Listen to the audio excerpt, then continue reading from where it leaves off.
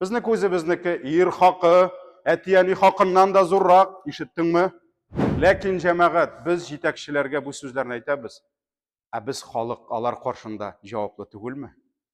Безнең өстебездә җитәкчеләрнең хакы бармы? Бар. Нәкъ шулай. Ирдә хатын хакы, хатында ир хакы, җитәкчедә халык хакы, халыкта җитәкче хакы. Шуңа күрә һәрбер кеше үзенең җитәкчесе каршында җаваплы. Ул җитәкчегә ярдәм итәргә, кирәк вакытта Аллаһка каршы килмәгән җирдә итагать кылырга, аның өчен дуга кылырга. Фудайл ибн Гыят әйткән, Аллаһ гомеремдә бер мустәҗаб дуга бирсә миңа дигән. Менә миңа үз гомеремдә бер генә дуга бирелә, мустәҗаб, ягъни шиксез кабул була торган. Мин ул дугамны җитәкчемә багышлаячакмын дигән. Ни өчен? Чөнки балык башыннан чири дигәннәр. Җитәкче төзәлсә, бөтен халык төзәлә. Шуңа күрә без җаваплы, һәрберебез хаҗга, гомрәгә баргач, Кәгъбә каршында, Сафа, Марвада торганда, үзебез өчен, хатыныбыз, балаларыбыз өчен, әти-әниләр өчен дуга кылганда, ничә мәртәбә кылдыгыз? Үзебезнең республика җитәкчесе өчен, шәһәр җитәкчесе өчен, үзеңнең мәчетеңдәге имамың яки мөфтиең өчен ничә мәртәбә дуга кылдың? Валлаһи, без җаваплы. Әгәр дә без шундый матур җирдә яшибез икән, бүгенге көндә 100гә якын мәчет бар Казаныбызда, бу бит җитәкчеләрнең дә зур эше, зур хезмәте бүген. Бүген без җитәкчеләрдән, без инде имамнар сездән бераз күбрәк беләбез бу мәсьәләдә. Бүген без җитәкчеләрдән бушлай җир генә сорау түгел, без башта алардан бушлай җир алабыз, аннан акчабыз юк дип барып, акчасын да алып, әле салдырттырабыз да аларга. Соңгы 5-6 мәчет төзелгән, зур итеп, күбесенең җитәкчеләр үз кертте кешеләрен. Шуңа күрә җәмәгать, biz алар каршында шулай ук бурычлы.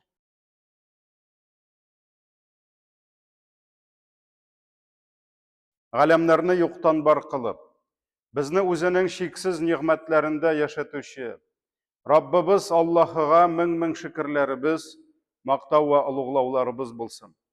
Җирләргә дә, күкләргә дә Аллаһының рәхмәте булып килгән, Аллаһының рәхмәтен алып килгән Сөекле пәйгамбәребезгә күңел түрләребездән чыккан дугаларыбыз Аллаһының сәламе һәм салаваты булсын.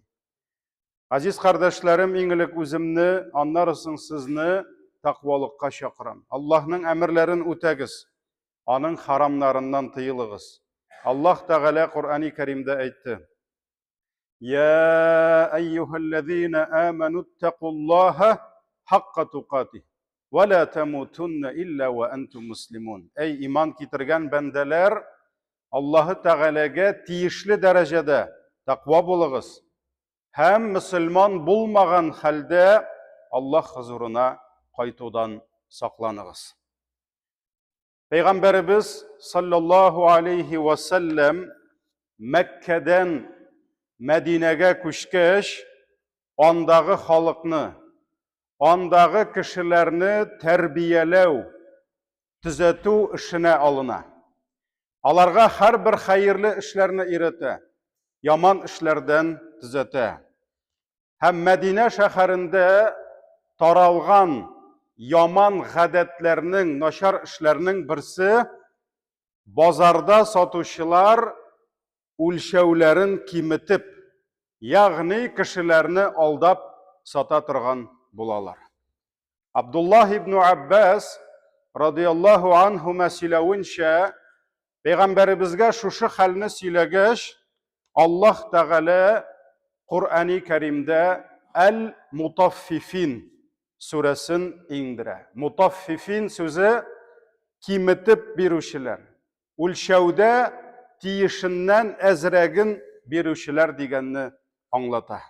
Һәм Аллаһ Тәгалә шушы бийек сүрәнең 1-нче аятында әйтә: "Аузу биллаһи минаш шайтанир раҗим, бисмиллаһир рахманир рахим.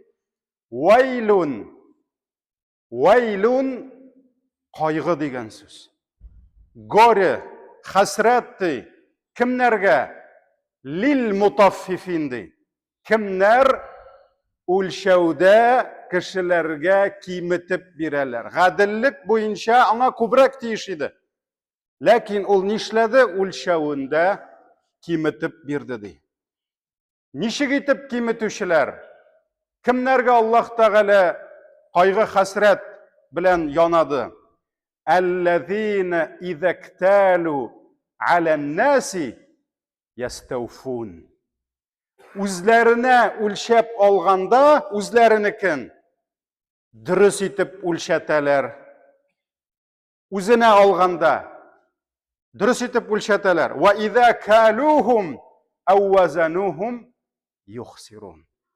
Әгәр үзләре кешегә бирсәләр, кешегә үлчәп биргәндә үз товарын, үз әйберсен нишләтәләр? Киметеп бирәләр ди. Менә җәмәгать сәүдәнең бәләсе. Нинди? Үзеңә алганда тиешен аласың, ә кешегә биргәндә киметеп бирәсең. Бүген яшибез 21-нче гасырда. Һәм кайбер кешеләргә менә бу 7-нче гасырда булган, базарда торган бизмән булганмы, үлчәү, мизан булганмы? Әлбәттә, алар инде искергән кебек тоелырга мөмкин. Актуаль булмаска кебек күренергә мөмкин. Ни өчен? Беренчедән, безнең инде базар дигән сүз, ул бөтенләй хәзер архаизмга, ул иске сүзгә әйләнеп бара. Ни өчен? Чөнки бүген инде замана базарлары килә. Маркетплейслар, торговый центрлар, Казань моллар, башкалар элек без белгән базарларны алыштыра. Икенчедән, бүген кыярын, помидорын кибеттән киреп алам дисәң дә, үзең барып, үзең үлчәп аласың. Шуңа күрә кемдер уйларга мөмкин, бу инде хәзер бераз гына артта, тарихта калган хәл дип. Ләкин җәмәгать, кешеләр атлардан, ишәкләрдән төшеп, 500 атлы электромобильләргә менеп утырсалар да, базарлардан молларга күчсәләр дә, электрон үлчәүләр граммына хәтлек күрсәтсә дә, кешелектә көрәш бер кашанда туктамаячак. Изгелек явызлык белән көрәшәчәк. Үлчәүнең бер ягында изгелек, икенче ягында явызлык булачак. Дөрестлек ялган белән көрәшәчәк. Иман көфрлек белән, дин динсезлек белән, намус дигән әйбер, нәфис белән һәр вакыт көрәшәчәк, һәм бу бер кашанда искермәй, кыямәткә кадәр дәвам итәчәк. Һәм мизан дигән сүз үлчәү. Аны базарда кыяр алганда, аның үлчәвен күрсәтә торган җиһаз, оборудование дип кенә уйларга ярамый. Мизан ул безнең бөтен тормышыбыз. Тормышта булган һәрбер сүзебез мизанга куела, үлчәүгә салына. Аллаһы Тәгалә Ар-Рахман сүрәсенең 7-нче, 8-нче, 9-нчы аятларында әйтә: «Вас-самаа рафа'аха». Аллаһ Тәгалә күкләрне күтәрде ди. Ягъни җир һәм күкләрне яратты, күкләрне күтәреп куйды. Һәм күкләрне күтәргәннән соң нәрсә ди? Ва вадa'ал мизан ди. Һәм үлчәүне урнаштырды ди. Карагыз, җир һәм күкләр яратылганнан соң шундук Аллаһ үлчәүне куйды. Бу базардагы үлчәү түгел. Бу безнең бөтен тормышыбызны үлчи торган мизан булып тора. Һәм нәрсә диде? Әллә татгау фил мизан ди. Мизанда ди, шикләрне бозмагыз ди. Мизанда, үлчәүдә шикләрне бозмагыз. Ва акимул вазна бил кисти. Һәм һәр нәрсәгә гаделлек белән билгеләгез ди. Һәр нәрсәнең үлчәмен гаделлек белән билгеләгез. Ва ла тухсирул мизан. Һәм үлчәүләрне киметмәгез ди. Киметмәгез ди. Шуңа күрә, мөхтәрәм җәмәгать, без сезнең белән яшибез җир өстендә. Җир өстендә 8 миллиард кеше яши. Безнең әти-әниләребез бар, балаларыбыз бар, абый, апа, эне, сеңелләребез бар, күршеләребез бар. Кемдер иманлы, кемдер имансыз. Базарга барып, кем беләндер күрешәбез, эштә кем белән, коллегалар белән эшлибез. Шуңа күрә без алар белән төзибез мөнәсәбәт, выстраиваем отношения с людьми. Һәм менә шушы мөнәсәбәтне төзегәндә аның нигезе нәрсә? Аллаһы Тәгалә куйган үлчәү. Һәр бер эштә, әти-әни хакында, бала хакында, ир хакы, хатын хакы, күрше хакы, юлда бергә очраштың мусафир хакы, Һәр берсенең хакы билгеләнә кайда? Аллаһ куйган мизанда, үлчәүдә. Һәм кыямәт көнендә дә. Бәндәләр Раббылары каршына кайтып, әйткән сүзләре, кылган эшләре турында җавап тотканда, Аллаһ безнең каршыбызга нәрсә китереп куя? Үлчәү. Мизан китереп куя. Һәм бу хакта Әнбия сүрәсенең 47-нче аятында әйтә. Ва надау al-mawazin al-qist li-yawm al-qiyamah. Аллаһ Тәгалә әйтә, кыямәт көненә дип biz урнаштырырбыз мавазинул қист, ягъни гаделлек үлчәүләре. Для судного дня мы установим весы справедливости. Аллаһ Тәгалә куячак үлчәү, һәм ул үлчәү электронный булмаячак. Галимнәр әйтәләр, аның ике ягында ике тәлинкәсе булачак диләр. Һәм шуның бер ягына синең изгелекләрең, икенче ягына явызлыкларың. Кылган һәрбер эшең ул нәрсәгә тора? Аның бәясе нинди? Ул кабул булган мәллә бөтенләй аның кыйммәте юкмы? Моны нәрсә билгели? Кыямәтнең гадел үлчәүе билгели. Менә шулай итеп, җәмәгать, үлчәүнең мәгънәсе ул бик зур. Ул теге кыяр помидор үлчи торган гына түгел. Кайтабыз төп аятларыбызга. Аллазина изакталу алан-наси ястауфун. Кешеләрдән алганда тутырып алалар. Үзләренә алганда тутырып алалар. Киметмиләр, киметтермиләр. Ва иза калухум ау вазанухум юхсирун. Үзләре кешеләргә үлчәп биргәндә киметәләр. Менә бу базарның кагыйдәсе безнең тормышыбызның һәр өлкәсенә үтеп керә. Һәр кем юрганны үзенә тарта. Гаиләдә дә шушы хәл күрәбез. Biz ирләргә нәрсә генә әйтсәк тә, җәмәгать, үзебезнеке якын. Үз хакыбыз якын, бурычларыбыз түгел. Хатыннарыбызга үз хаклары якын, үз кайгылары. Һәр кемнең менә монда үз дәлилләре бар. Ирләрнең үзләренең яраткан аятлары, хадисләре бар. Хатыннарның үз аят, хадисләре бар. Әлбәттә, хатыннарга килгәндә алар яраталар. Хайрукум ли ахли. Пәйгамбәр саллаллаһу алейһи ва сәллям әйтте, арагыздан иң хәерлегез гаиләсенә хәерле булган. Ишеттеңме? Пәйгамбәрбез нәрсә дип әйткән? Һәр хатын кызга якын ир, үзенең хатыны өчен, баласы өчен җаваплы, ашатырга, эчертергә, тәрбияләргә тиеш. Ишеттеңме? Аллаһ Тәгалә нәрсә дип әйткән? Пәйгамбәрбез нәрсә дип әйткән? Шуңа күрә аларның үз дәлилләре. Безнеке үзебезнеке. Безнеке үзебезнеке, ир хакы, әтияни хакыннан да зуррак. Ишеттеңме? Әгәр дә ир былай кушып, былай эшләмәсә, теген эшләмәсә, фәрештәләр ләгънәт кыла. Ишеттеңме?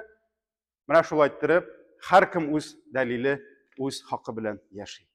Кай вакыт без хәзрәтләр никахларда айрым ирләр хакын әйтәбез. Нәрсә ул ир хакы? Это права мужа. Перед кем? Перед женой. Для кого во время никаха мы рассказываем про права мужа? Для женщин. Чтобы жены знали, что они будут в судный день отвечать за права своего мужа, если не будут соблюдать. Но каждый раз, когда мы начинаем говорить про эти права, мы прямо по глазам видим, что эти права интересны для мужчин. Мы это рассказываем для женщин, но все слушают мужчины. Потому что после никаха нужно обязательно жене 3 раза это повторить. А когда мы переходим, нужна справедливость. Ворота, 2 ворота, нельзя забивать только в одни ворота, обе команды. Поэтому, когда мы переходим на права женщин, у них тоже есть права, и это наши обязанности перед ними, за что мы будем отвечать. Почему-то мы это рассказываем мужчинам, а нас слушают женщины. Поэтому каждому интересны свои права. Каждый живет своими правами, и это плохо. Потому что мужчина в судный день не будет отвечать за свои права, он будет отвечать за свои обязанности. А женщина в судный день не будет отвечать за свои права, будет отвечать за свои обязанности. Шуңа күрә һәр кем үз кызганыч, хәсрәте, үз кайгысы белән яши. Bu bütün жерде жамағат. Бар жетекшілік, Аллах Тағала тіледі, har bir халықның, милләтнің, хатта мәшітнің болырға тиіс жетекшісі, бар халық. Мында да шул ук хәл. Әгәр дә халық күзлегеннән карасак, аятларга, хадисларга, халық айта жетекчеләргә, һәрберегез көтүче ди. Үз көтү өчен җавап бирә, ил башлыгы, ил көтүчесе ил өчен җавап бирә ди. Әлбәттә җәмәгать. Аллаһы Тәгалә жетекче өстенә бик зур вазифалар куя, бик зур җаваплылык куя. Шуңа күрә тугры хәлифәләр, алар берсе дә мин жетекче булам дип йөрмәделәр. Алар тырыштылар булмаска, ләкин аларны халык булдырды. Чөнки алар иң хәерле, иң җаваплы иделәр. Шуңа күрә жетекчеләрдән кыямәттә сорау каты булачак. Шуңа күрә пәйгамбәребезгә кешеләр килеп, мине жетекче итеп куй әле дигәч, ул аны карады да, ул жетекче булырлык кеше түгел. Ул яхшы мөселман иде, но ул жетекче түгел. Шуңа күрә нәрсә диде? Юк, син жетекче булмыйсың диде. Чөнки жетекче булырга тиеш җаваплы, жетекче булырга тиеш шул эшне белгән, аңлаган кеше. Шуңа күрә пәйгамбәребез андый кешеләрне куймады. Ләкин җәмәгать, без жетекчеләргә бу сүзләрне әйтәбез. Без халык алар каршында җаваплы түгелме? Безнең өстебездә жетекчеләрнең хакы бармы? Бар. Нәкъ шулай. Ирдә хатын хакы, хатында ир хакы, жетекчедә халык хакы, халыкта жетекче хакы. Шуңа күрә һәрбер кеше үзенең жетекчесе каршында җаваплы. Ул жетекчегә ярдәм итәргә, кирәк вакытта Аллаһка каршы килмәгән җирдә итагать кылырга, аның өчен дуга кылырга. Фудайл ибн Гыят әйткән, Аллаһ гомеремдә бер мустаҗаб дуга бирсә миңа дигән. Менә миңа үз гомеремдә бер генә дуга бирелә, мустаҗаб, ягъни шиксез кабул була торган. Мин ул дугамны жетекчемә багышлаячакмын дигән. Ни өчен? Чөнки балык башыннан чири дигәннәр. Жетекче төзәлсә, бөтен халык төзәлә. Шуңа күрә без җаваплы.